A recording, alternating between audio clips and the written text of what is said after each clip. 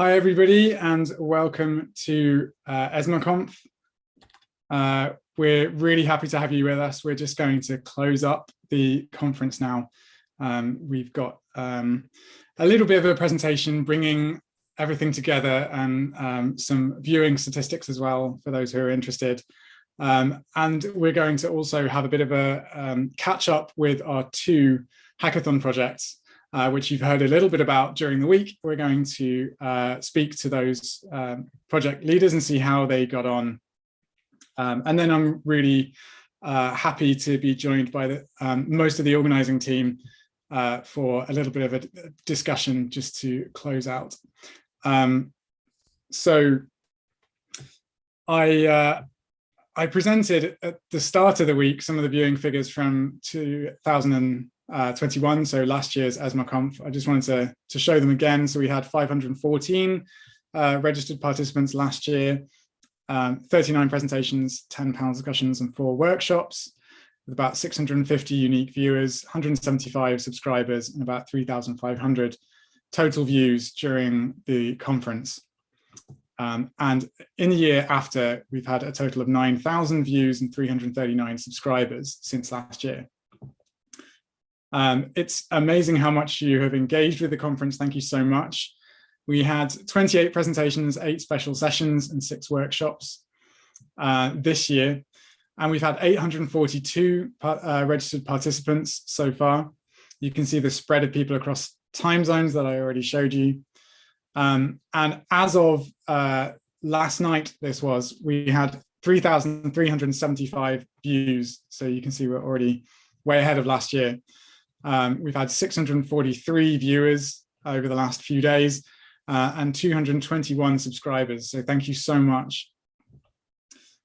This just shows the viewing figures for the first 2 days of the conference.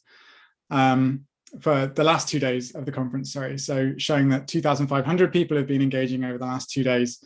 And you can see there that some of the live streams have been particularly popular. And we're really looking forward to seeing how this evolves over the next week or so. And you can also see that our workshops have been particularly popular. Alison Bethel's workshop on Monday had 50 people in the Zoom and an additional 450 viewers online, which is amazing. You can see that other sessions have been really popular as well. So thank you so much for engaging, for watching. We're really happy for those of you who've been able to watch us live and for the people who are watching in catch up. We know that a lot of you watch and catch up, and we're really happy that you're able to engage with this in your own time, or if you stumbled across it later in the year as well. Welcome to ESMARConf whenever you are. We also wanted to give a shout out to our so far most popular video. This might change, this top position. There'll be some presentations fighting for top place, I'm sure. But so far, from the viewing statistics we have, congratulations to Elena Tokola and her presentation on automated research weaving, which is so far, her individual talk has had 60 views. And that session was really popular as well, but we're looking forward to seeing who might be the most popular video over the year, and we'll feed back to you on that at ESMARConf 2023. So again, just to summarize, we've had 28 amazing presentations across review processes, graphical user interfaces, quantitative synthesis with NMA, other quantitative synthesis methods, Bayesian lens in quantitative synthesis, building an evidence ecosystem for tool design, we heard earlier today, and just now developing the synthesis community. And I really recommend that you watch those live streams. All of those sessions are really fascinating if you've not been able to watch them yet. We've also had 6 amazing workshops. 1 full-day workshop from Wolfgang Wichtbar, an introduction to meta-analysis in R. A workshop from Alison on searching for studies. 1 on collaborative coding in GitHub from Matt Granger. A really interesting session introducing systematic review coordinating bodies and the collaboration for environmental evidence by Ruth Garside.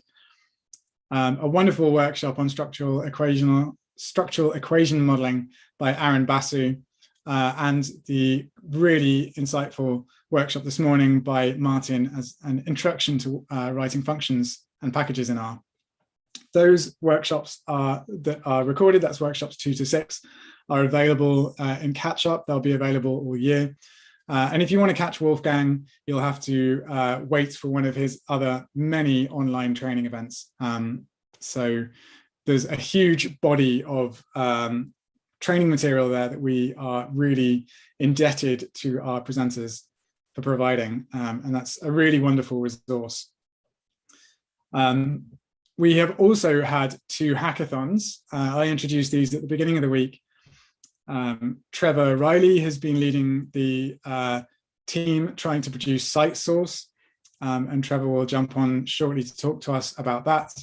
And Wolfgang Wichtbauer and his team have been working on Metadat, which you heard about a little bit earlier today in the last session. So I just wanted to invite, I'll stop sharing there. I wanted to invite Trevor and Wolfgang back up to the stage just to give us a bit of an update on how you got on and how it went and what you think the future might hold. So maybe I'll pass over to Trevor first. All right, awesome. So I just want to say thank you to the whole Evidence Synthesis Hackathon team. It really has been an incredible experience. Coming into the coding world as it is from the outside, I was a little nervous and even submitting the initial R package. I thought it was a good idea, but I'm often in a bubble doing my work. So it was really cool to even hear that initial feedback about and the excitement around it. So yeah, so I didn't really know what to expect jumping into this, and I think there was actually a lot of the same feelings, I think, from even the coders, because while they may have been involved in a hackathon in a previous instance, doing it online and again across many hours as a lot of the group is spread out, was something new. But it was really a fantastic learning experience. And again, even within the folks who are doing the coding, I think that there was a huge difference of views in terms of like how to attack problems and different levels of abilities too. So there was a lot of learning within the group, even in that initial meeting that we had to get things together. And we have put together, we stood up an initial Shiny and started to populate it with some of the diagrams and built it off of some wireframes. So we have an idea of what it's going to look like, the functions that are going to be behind it. I think a lot of it is still going to be in production. But if I can share my screen, I do have it pulled up, and there we go.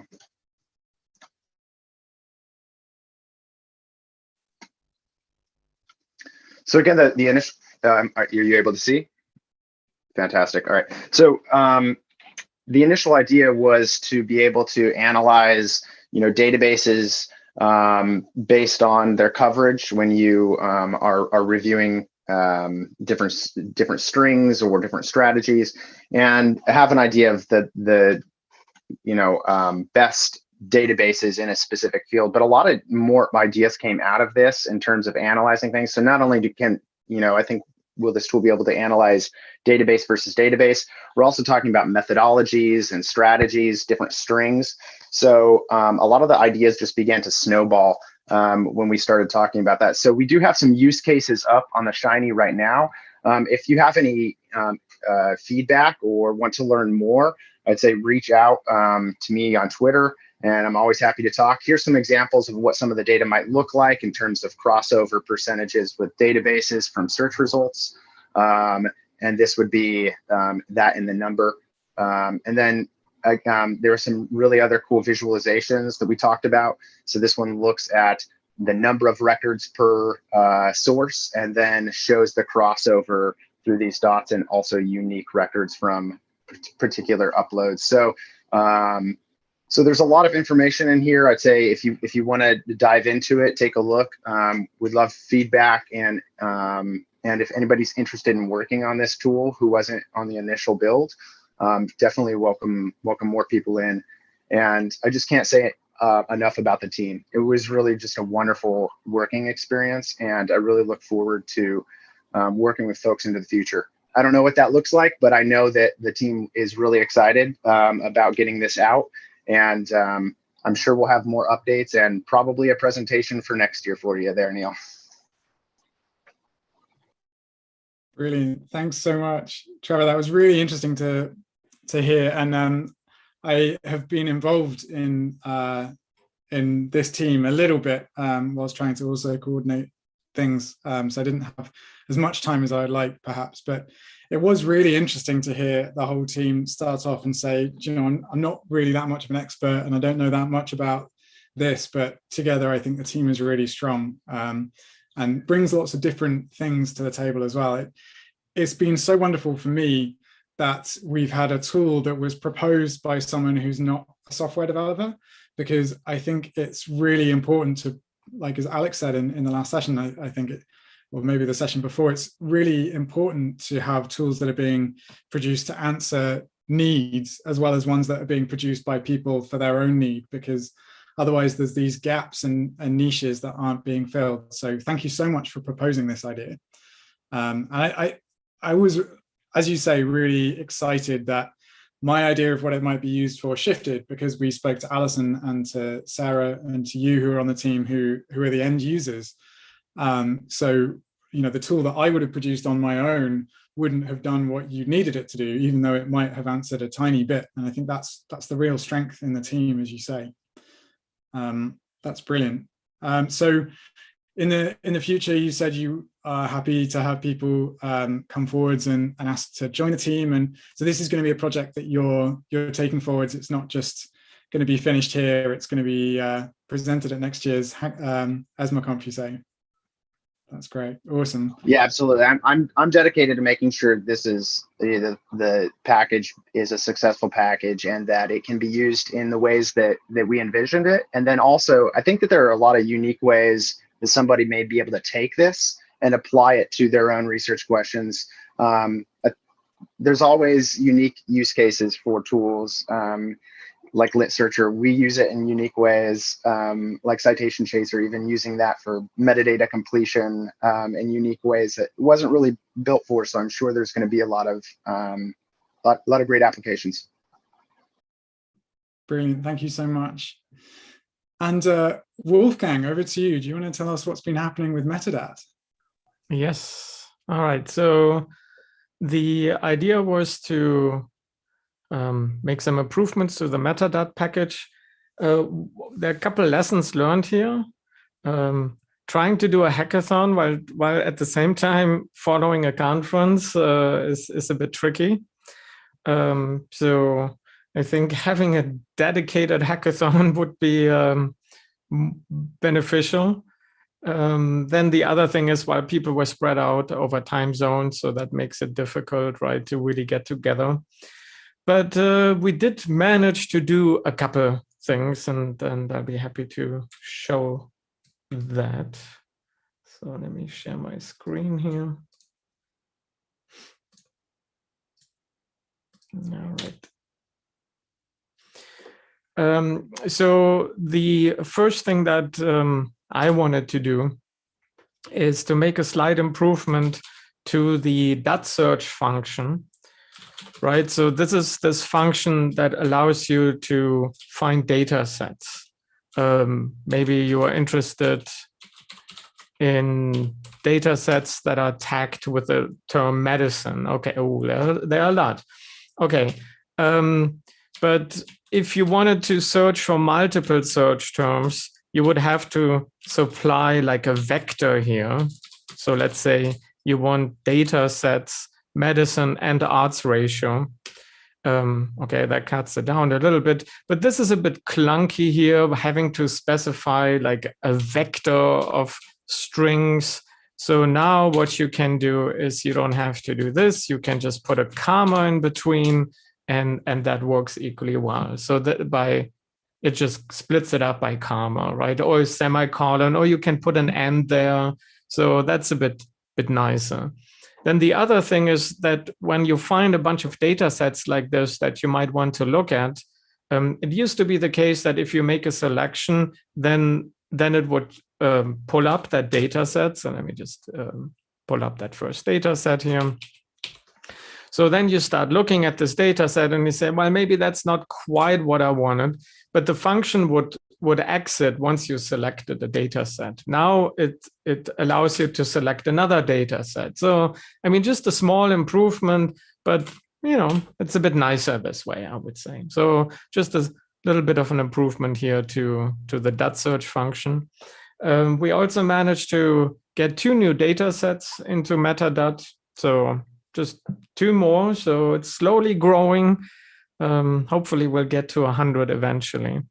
And then, well, the real goal or the primary goal was to build a Shiny app that does something along the lines of what .search does. And Matthew and Kyle were really sort of the leads on this, and they just kept cranking out like new versions of this, sort of prototypes. And I just want to sort of demonstrate 2 of them. So that's the first one. 1 second here. All right, so basically here you have these fields. So these concept terms, right? Each data set is tagged by concept terms. And let's say you want to find data sets from the field of education and maybe with standardized mean differences. Now you see here 4 data sets, right? So that's a bit of a nicer way of searching, I would say, right? It looks a bit nicer. The one thing here is that data sets might be tagged by multiple fields, and now they're getting here comma separated.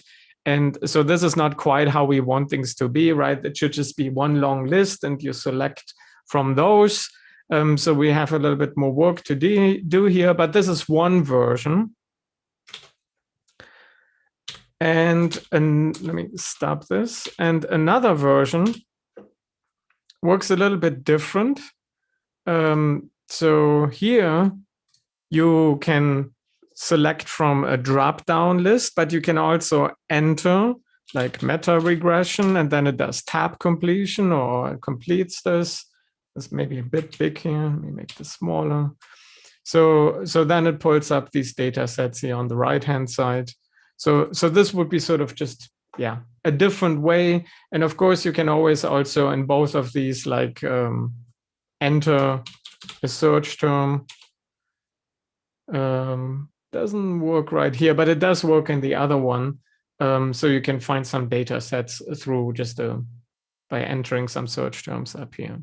So that's the idea, having sort of an app, really basic. It doesn't require like something super fancy, but does make it a bit nicer to search for data sets, I would say. All right, that's pretty much it. That's amazing. That's really mind-blowing that you've been able to do that in a week where you say that you haven't had much time. That's amazing progress. It's so cool to see something functional come around and just light up a package in a way that people who, I mean, as we've had in a organizing team discussion, we can see that you light up when you're using R, which is really lovely to watch. But it's so nice to see that what you are so good at producing, what the whole team is amazing at producing, can be made available to so many other people with an interface quite, well, I mean, I wouldn't say easily, but in quite a short period of time. We heard about Eliza Graham's really popular package earlier today, Lit Searcher, that has been made so much more widely usable by having this user interface. So that's really commendable and impressive piece of work. Well done.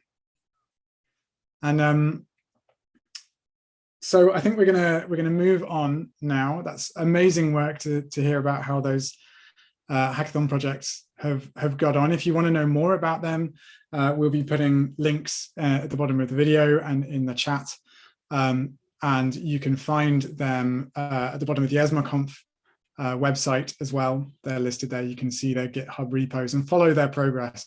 And if you want to know more about how to use a GitHub repo, you can check out Matt Granger's workshop. So I'll press on now. Just wanted to highlight a few other things. I wanted to really thank the organizing team who are listed here: Emily, Kira, Yana, Alex, Chris, Kyle, and Matt for their help. This week would not have been possible at all without their amazing emceeing and moderating, and the emotional support amongst the team as well, which has been really lovely, and is the reason that ESMARConf is, I think, such a valuable community. So thanks to them and their incredibly hard work. I also wanted to really thank again the people who produced these workshops. Can't be overstated just how much effort went into preparing and providing these workshops. You know, there are hours and hours, days and days of time, and they did it all for free. So thank you so much to all of you. We really hope that you carry on enjoying those ones that are available for the future. We'd like to curate a database of workshops, and the same with all the presentations as well, that will be available afterwards, that you can dive into wherever and whenever you are watching them. So those resources are incredible. We really hope you enjoyed them as much as we did. And also I wanted to thank again our funders, Code for Science and Society, who've been following us on Twitter a little bit. It's really nice to see their support as well during the conference, but their financial support this year has been invaluable. We've been able to support, I think, 27 bursaries for people who otherwise would have found it really difficult to attend. So thank you so much for that. And also for the transcription of presentations, which opens things up. And also to our donors who've provided individual support. We are really thankful. If you've enjoyed ESMARConf and you have the ability to support us to keep it free for everyone, then pay it forwards if you like by visiting opencollective.com/ESMARConf, and you can see how you might be able to support us there going forwards. We will be around in the future. This is our second event, but we will definitely be running ESMARConf 2023. So ESMARConf 2023, well, what will it be? It will probably be in January or February 2023, the clue's in the name. We'll have more presentations, we'll have more workshops, we'll have more hackathons, although we might reflect on some of those observations about the hackathons, that we need some safe space and dedicated time outside of the main program. So we might think and learn. We always want to be improving the event. This year is quite different from last year, and we really value your feedback in improving and continually growing in how we provide ESMARConf. So if you do have feedback, please do provide it. We have a survey that we'll be sending out where you can provide anonymous feedback and give us comments of how you think we could be doing more, or what you liked as well. We always like to hear nice compliments, so please feel free to make us feel that it's worth it. And we will have more people, maybe. We went up from 514 to 843. Maybe we'll get more. We can cope with more. That's the beautiful thing about ESMARConf. It's scalable very easily, because you are watching in your time that you've made free for this conference. Thank you for that. You watching in whatever way works for you. So we're really, really thrilled that so many people are engaging, so many people are tuning in, and also that this is useful to you. We want this to be useful. That's the whole point. So we're really happy that that you're giving us more, that we're giving you more. We want to see more. So ESMARConf 2023, see you there. But how can you engage with ESMARConf more generally? As I said, we've got a survey coming soon. If you want to provide any anonymous feedback, whether you've got concerns or complaints or something you just want to mention, please do feel free to follow this link, bit.ly/ESMARConf_feedback, and the capitalization there is important. It's linked to from our website and from the code of conduct. If you want to provide feedback, then that would be really great. Whatever you comment, we've already had some feedback so far this week, which we are definitely going to implement. It just really helps us grow and helps us serve you better. As I said, if you have available funding and you want to support other people with funding that could help them come to the conference when they otherwise might not be able to, then please do consider that.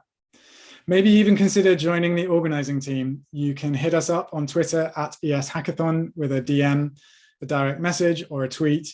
You can email the ESHackathon Gmail account at eshackathon@gmail.com, or me directly, Neal Haddaway @gmail.com.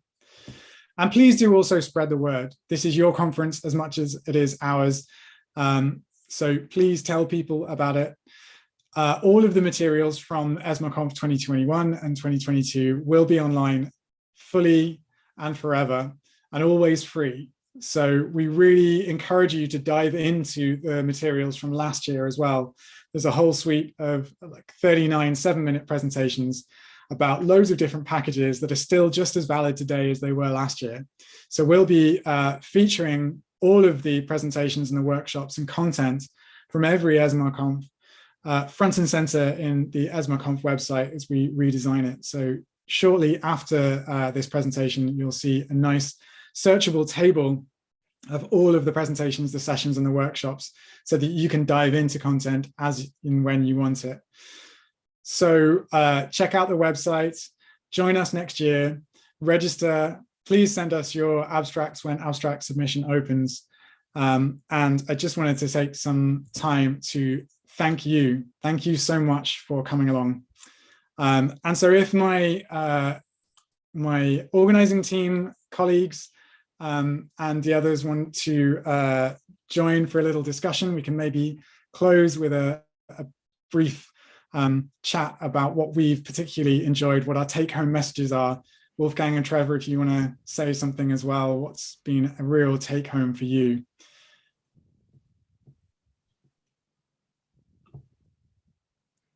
Anybody want to say? We need to thank Neal for all of his hard work again this year. I'm always in awe and inspired by your enthusiasm for evidence synthesis and yeah, how much you put into building this community. We really appreciate all the work that you've put in, Neal. So thank you. Thank you so much. It's been such a pleasure this week. It's so nice. I think I really am reflecting on Terry's presentation, which I really loved from Tuesday. If you haven't seen it, watch it. It's mind-blowing, I would say, because when you stop and realize that you're in a presentation, you're in a session with people who are clinical psychologists, or they're from healthcare, there's an ecologist in there, like the diversity in a single session is nothing I've ever really experienced in a conference before. And it's so cool that you don't even think about it because you're talking about the tools that we use. And that bridge of being able to say, hey, you're in a different discipline, but we're doing things kind of similarly. Should we learn from each other and share resources? That's really cool for me. I don't know if anybody else has got any take-home messages. What really stuck in your mind?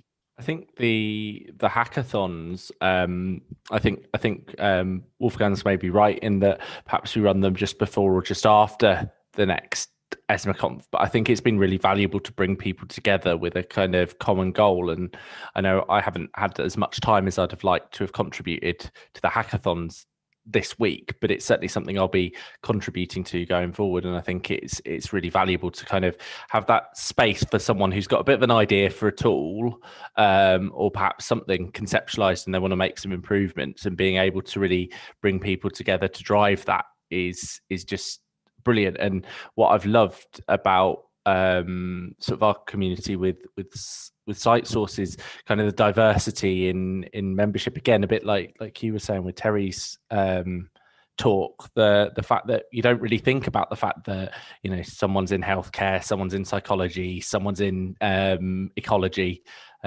It's all about the tools, and that's valuable. Yeah, that's a really good point. It's really stimulating, and yeah, it's just great to have discussions with people that you otherwise wouldn't. Neal, I just wanted to reflect on the sense of community and belonging across the conference. And I also want to thank you, because I've been behind the scenes and I've seen how, you know, the equity, diversity and inclusion is so high on your agenda. And I think it really shows, you know, as a woman and being interested in these areas, you've really made me feel welcome. We've seen that diversity across, and I just want to really congratulate you on that. Thank you very much. That really means a lot. Try and hold it together. Someone else say something. No, I think for me that's really important. I'm honored to be a research associate at the Africa Center for Evidence, and from the interactions I've had with amazing colleagues across Africa and the work that I've done, I've been very lucky to do with a global evidence synthesis initiative that was based in, or is based in, Beirut. Really highlighted for me the conditions and the context that people are working in are just different. And if you don't bring that diversity into teams, you don't get the diversity and the usability in the product. So I'm really happy that shows, because I think it should be a priority for all of us. And I think one of the most important things is feeling that you do belong. And I want really everybody, we want everybody who's taking part in ESMARConf to feel that they have a place. And that's something also that was highlighted in one of our sessions as well, about how as a community of tool users, tool developers, those interested in tools, how we can also make sure, we're always interested in new tech and what's the latest thing that we can do, and, cloud pipelines and blah, blah, blah, but also thinking about how we can make our tools as accessible as possible to people all over. Yeah, it was really interesting to be watching that session. I was really excited. I was making loads of notes about questions and things to ask. I thought that was really valuable. That I mean, just as an example, the cloud-based review management tools are great, but if you don't have constant access to the internet, you can't use them. So I think your point about these shiny apps are cloud-based, but you can also run them locally, which is great. So you can go to a GitHub repo, you can clone it, you can run the Shiny in your own system. And I think maybe there's more that we can do for lowering the bar in being able to run a Shiny app locally, so that you can actually run it like a normal package without having to open art. Would be cool. Maybe that's something that we can look into. But I think that's a really great point. I want to say, kind of while we're on that, the topic of kind of accessibility, I think the fact that we've been able to get funding from and I can't remember the organization's name because my mind's just gone blank, but Society.